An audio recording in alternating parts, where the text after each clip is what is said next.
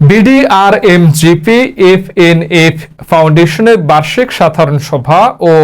ঈদ পুনর্মিলনী অনুষ্ঠিত হয়েছে। অনুষ্ঠানের শুরুতে 2024-25 অর্থ বছরের বার্ষিক প্রতিবেদন, রক্তদানে বিশেষ অবদানের জন্য সনদ ও সম্মাননা প্রদান, ফাউন্ডেশন পরিচালনায় বিশেষ ভূমিকার জন্য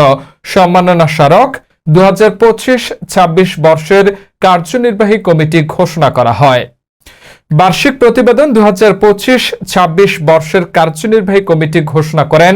বিডিআরএমজিপি-এফএনএফ ফাউন্ডেশনের চেয়ারম্যান মোহাম্মদ সজিবুল ইসলাম। অনুষ্ঠানের শুরুতে বক্তব্য রাখেন গ্রিন লাইফ গ্রুপের মোহাম্মদ জিয়াউর রহমান জিয়া,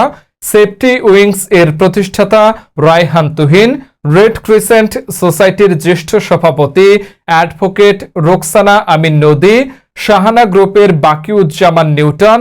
এভিন্স গ্রুপের রিয়াজুল হক, কালার পয়েন্ট এর গোলাম মুস্তাফা খান, বাদশাহ টেক্সটাইল এর শাহ মোহাম্মদ অলি, টার্গেট সোয়েটার এর ফরহাদ রেজা, ওয়ালটনের মোহাম্মদ আল মামুন, টেকনোভা আইটির তাসলিমা আক্তার, আরশিয়া টেকনোলজির মোহাম্মদ আমিনুল ইসলাম, আজীবন সম্মাননা প্রাপ্ত সৈয়দ শরীফুল আলম,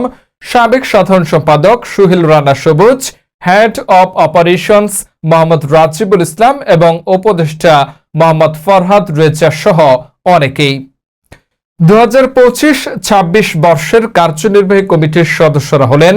সভাপতি নির্বাচিত হন মোহাম্মদ মোজাদ্দেদ উল ইসলাম, নির্বাহী সম্পাদক মোহাম্মদ মোবারক হোসেন, প্রথম সহসভাপতি মোহাম্মদ মনিরুজ্জামান,